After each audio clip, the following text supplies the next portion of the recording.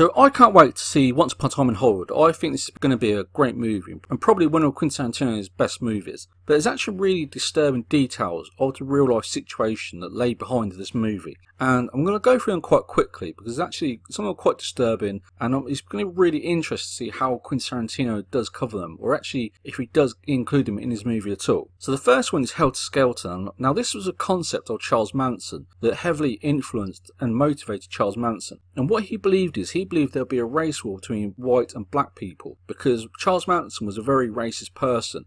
And he believed there'd be a race war that would end all of humanity. So all of humans would be killed off by this race war. Helter Skelter was actually a song by the Beatles. Charles Manson interpreted that song as a warning towards this race war. Now, it appears that Quentin Tarantino does not cover this in the movie because there's actually very few black actors listed as the characters for this movie. So it may be that Quentin Tarantino doesn't actually cover this in the movie. Now, another point is that Quentin Tarantino tried to defend Roman Polanski because in 1975, Roman Polanski was arrested and convicted of sexually assaulting a 13-year-old girl.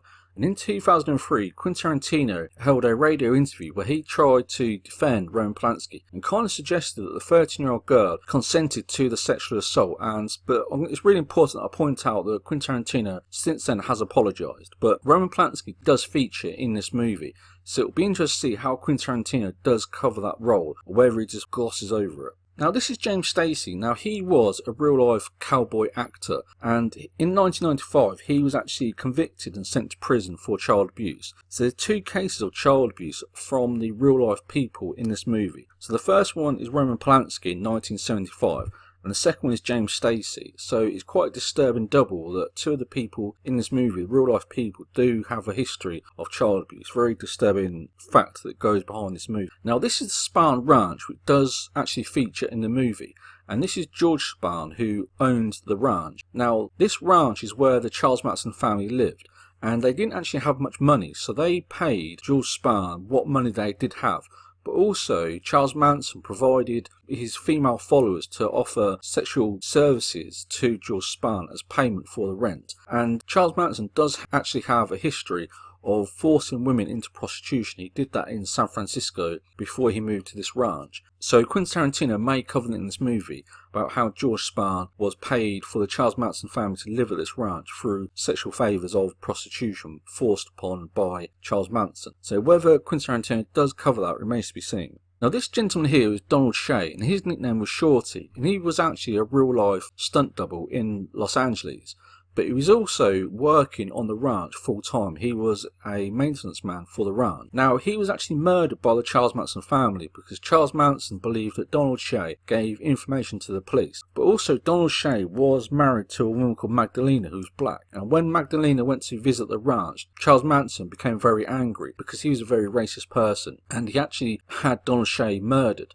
Now, Brad Pitt does play the role of a stunt double in the movie. His character name is Clint Booth. So perhaps this is where Quentin Tarantino gets the name of, or the character of, a stunt double from. But whether Quentin Tarantino includes Donald Shea in the movie still remains to be seen. Now I'm sure you've seen this video. This is a video of Quentin Tarantino that he held with Howard Stern. And he attacks Disney because he claims that Disney tried to stop his movie The Hateful Eight from being released in certain cinemas. And Quentin Tarantino claims that Disney threatened cinemas that they would not have access to releasing Star Wars The Force Awakens if they gave access or if they showed The Hateful Eight. So it was Disney trying to limit the release of Hateful Eight. So Quentin Tarantino came out and attacked them quite openly. But also Pulp Fiction owned Miramax at the time that Pulp Fiction was made by Quentin Tarantino. Now just at the box office alone, Pulp Fiction made around $200 million profit for Disney and Miramax, and that does not include the digital downloads or the DVD sales since the release of the movie at the cinema.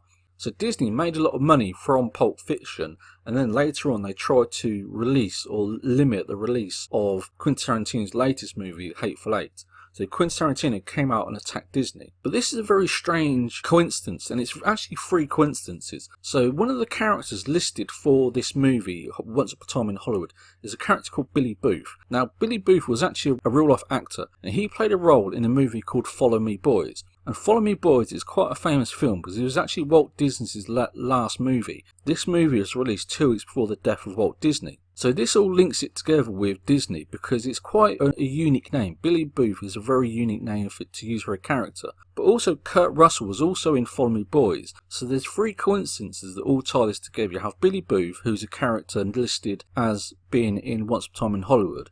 You have the Disney connection where Quentin Tarantino came out and attacked Disney. But you also have the connection of Kurt Russell, who's also in Once Upon a Time in Hollywood and also worked with Quentin Tarantino on a few occasions before. So there's three coincidences that all tie this together, and it's all based upon Disney. Now this is Nancy Pittman, and she gave a very famous quote based on the Charles Manson murders. She said, "We are what you have made us. We were brought up on your TV. We were brought up watching Gunsmoke and Have Gun Will Travel." And that was seen as an excuse for what Charles Manson did. So Charles Manson built up a cult that murdered people, and yet Nancy Pittman tried to give excuses. Now Gunsmoke and Have Gun Will Travel are cowboy TV and movies, and yet Leonardo DiCaprio's character plays a cowboy. So perhaps Quentin Tarantino took this famous quote and used it as an influence for him to create his characters. But also, the Charles Manson family did live at the Spahn Ranch, and the Spahn Ranch was used as a very famous set for a number of cowboy TV shows and movies because it was centrally located to Hollywood. Now this final point is two of the people that were murdered by the Charles Manson family alongside Sharon Tate. Now the first one is Abigail Folger, and she was actually the heiress to a coffee company, and she was actually quite rich herself, certainly a millionaire. And the police found that her boyfriend, Wachowski, was a Polish man, and he was the boyfriend of Abigail, but he was actually stealing millions of dollars from Abigail. And Wachowski, he was friends with Roman Polanski. And there's been suggestions that this man here was stealing money from his millionaire girlfriend, who was the heiress to a huge coffee company, and then passing that money on to Roman Polanski to fund Roman Polanski's movies. So again, it's another disturbing point that could be included in this movie by Quentin Tarantino. So there's a number of disturbing points based on child abuse, prostitution, obviously the murders. It's a really disturbing point. You have the concept of Disney where Quentin Tarantino attacked Disney, then he names one of his characters after an actor who appeared in Walt Disney's final movie before he passed away. So there's really disturbing points throughout this whole movie.